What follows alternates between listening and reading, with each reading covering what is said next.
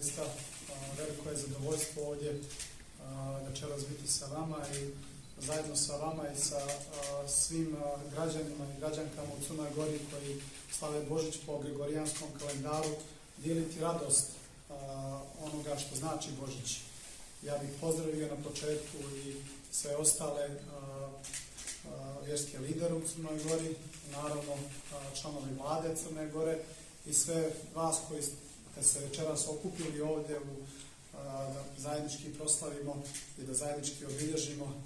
Božića po gregorijanskom kalendaru. Ja sam već jučer čestitao uoči Božića svim građanima i građankama koji ga slave po gregorijanskom kalendaru i poželio prije svega dobro zdravlje, mir, svaku ličnu i porodičnu sreću. Mislim da je upravo i ovako okupljanje večeras ovdje kod vas u Baru jedan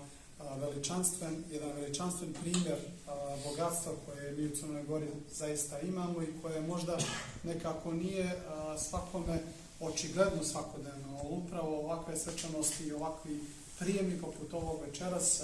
nam i služe da se s vremena na vrijeme podsjetimo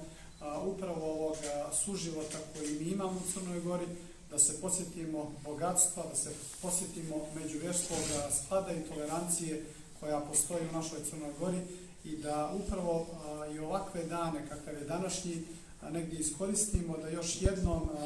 damo ono što svako od nas i treba da u narednom periodu se još dodatno učvrsti i osnaži to međusobno povjerenje koje postoji, koje je vjekovima postojalo između različitih vjerskih zajednica u Crnoj Gori. Zato još jednom na kraju želim da čestitam Božić svim onima koji ga danas slave. Želim da poželim dobro zdravlje, mir i svaku ličnu i porodičnu sreću, a Crnoj Gori prosperitet i možda više sloge i međusobnog razumijevanja nego što je to u prošlosti bilo, kako bismo svi zajedno negdje grabili krupnim koracima naprijed ka nečemu što je zajednički prosperitet. Toliko.